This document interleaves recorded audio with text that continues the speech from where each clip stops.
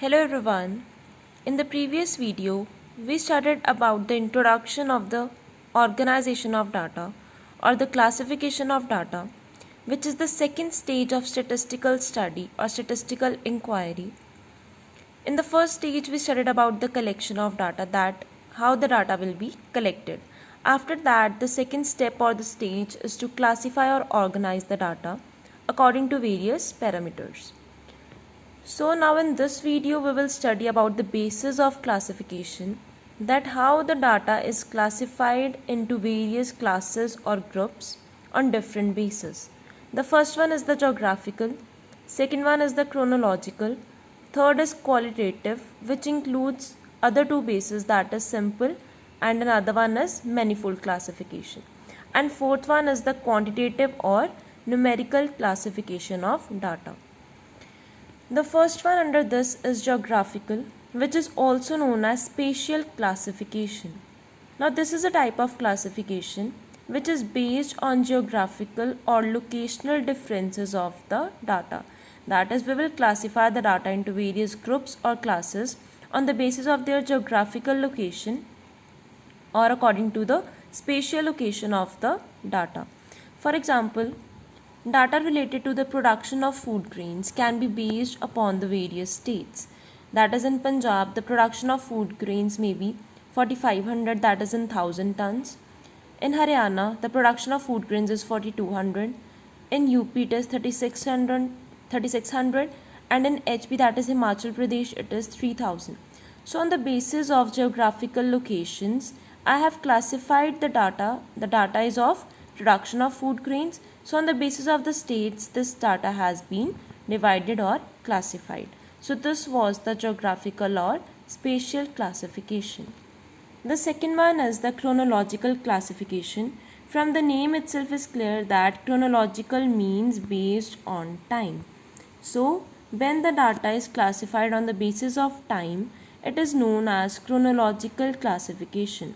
So it can be illustrated with the help of the following example. Like I have recorded the data related to the profits of a particular company, let's say company A. The profits of the company in year 2015 was 72,000 rupees. That is, I have taken the figures in thousands.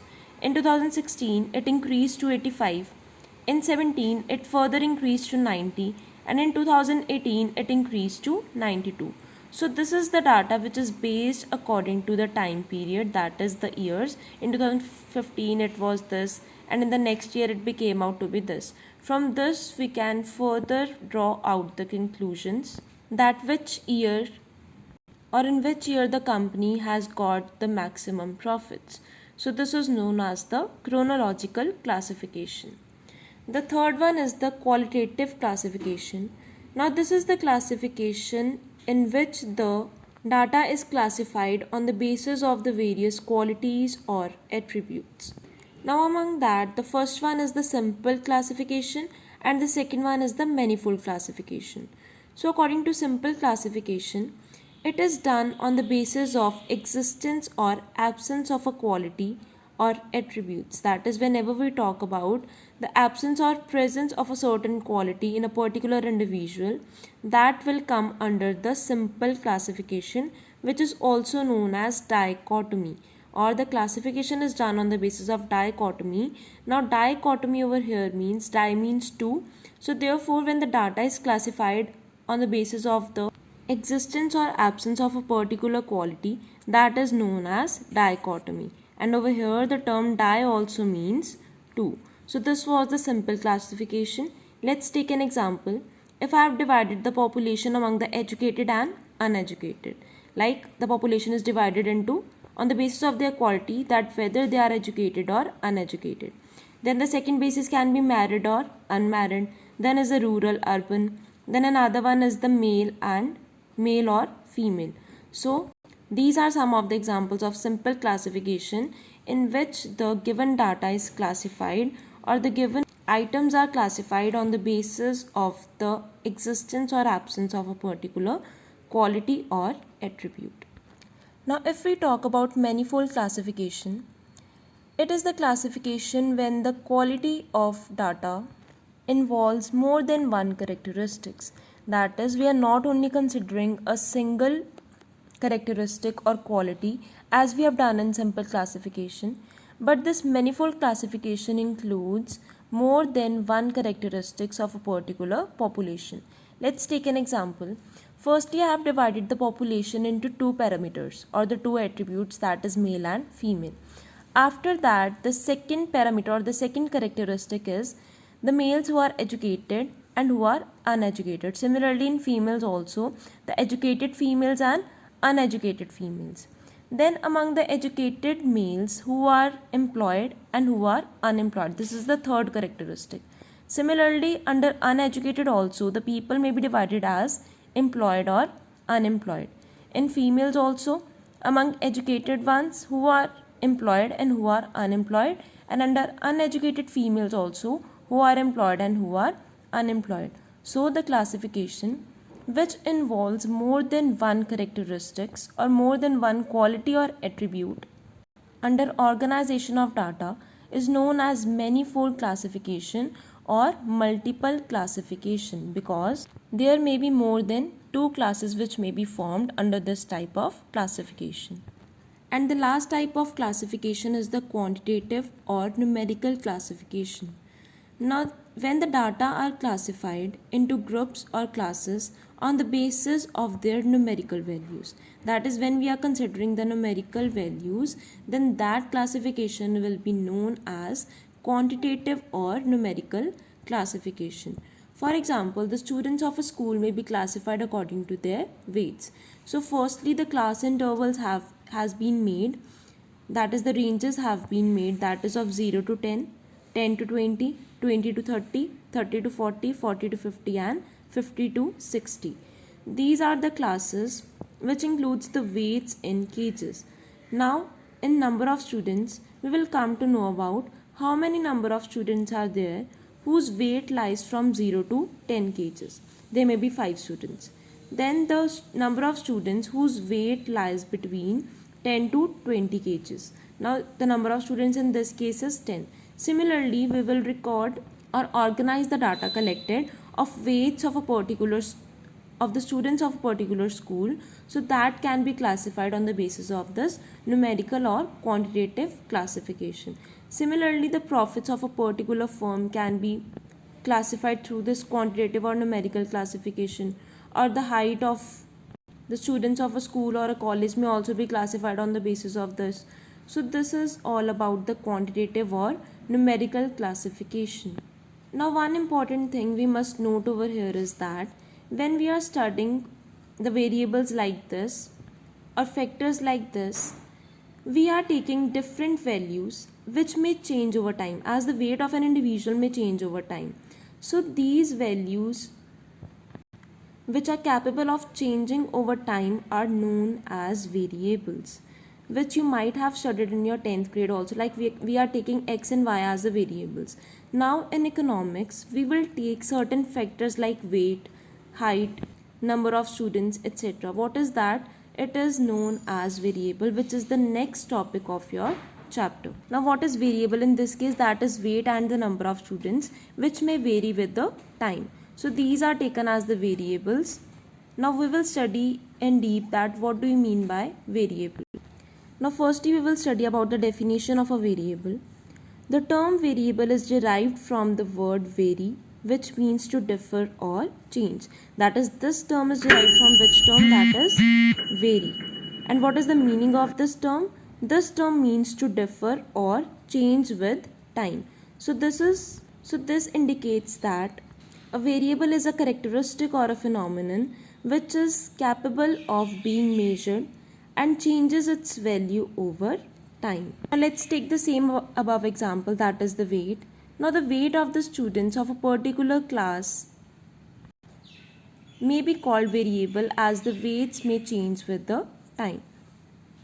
Now the variable are of two types, that is the discrete variable and continuous variable. Before studying that, you must know about the exact definition of a variable. Now variable means the characteristic which varies or differs or changes from person to person, time to time or place to place. Now in the previous definition we studied about that variable is derived from the word vary, which means differs or change.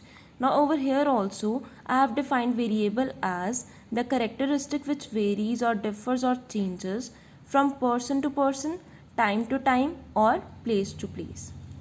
Now a variable refers to a quantity or attribute whose value varies from one investigation to another.